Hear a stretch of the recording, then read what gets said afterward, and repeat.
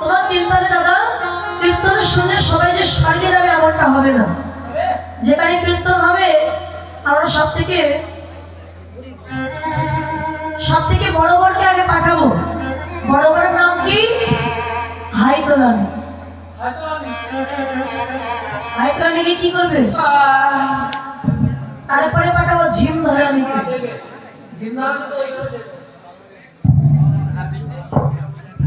তারপরে পাঠাবো ঘুম পাড়ানিকে।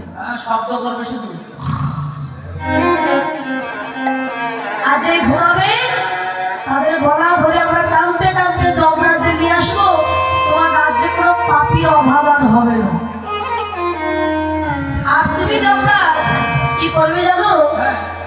যেসব মায়েরা বলে সন্তান নিয়ে যাবে, তুমি তাদের শরীরে প্রবেশ করবে, বাচ্চা কাঁদাবে, তারা যারা কীর্তন শ্রবণ না করতে পারে।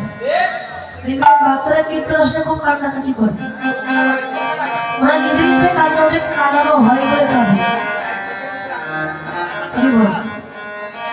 এই জন্য কীর্তনে আসলে ঘুম আসে, কীর্তনে যত বাধা।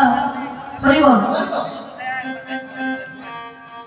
তো দেখুন, এই যে গৌর চাঁদের সাথে জগতে এই চাঁদের তুলনা করিস না বলি, তাহলে কার সঙ্গে তুলনা করতে হবে?